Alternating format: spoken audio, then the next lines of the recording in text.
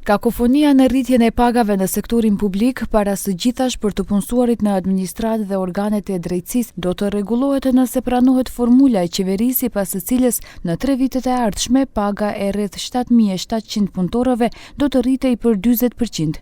Ky është qëndrimi i kryeministrit Kristian Mickoski para takimit të nesër mes përfaqësuesve të qeverisë dhe sindikatës AOGSH. Mickoski thotë se qëndrimi i qeverisë është që të ngrihet një pjesë e marrëveshjes së përgjithshme kolektive, e cila ka skaduar, por zbatohet derisa të arrihet një marrëveshje e re. Ние ја примениме оваа формула.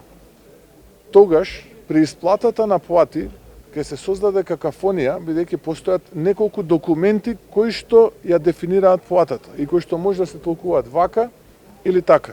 Ние сакаме да имаме униформиран образец по кој што ќе се исплаќа платата за вработените во администрацијата и велиме.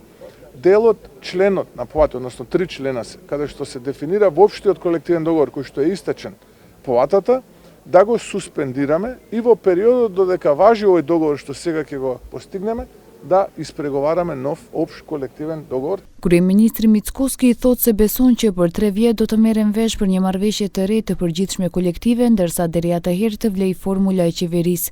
Kryeministri shfrytëzoi rastin që sërish kërkesën sindikale ta atribuoi lojrave politike dhe se një pjesë e udhëheqjes së lidhjes së sindikatave të Maqedonisë është në përqafim politik me LSDM-n. Ние имаме формула која што од првиот ден ја предлагаме. Но инсистираме кога ќе договориме таа формула, тоа да биде конечна формула по која што ќе се исплаќа платата на вработените во администрацијата. Од друга страна, делот раководството на Сојузот на синдикати на Македонија се повикува на општиот колективен договор кој што ова раководство го има подпишано со претходната влада.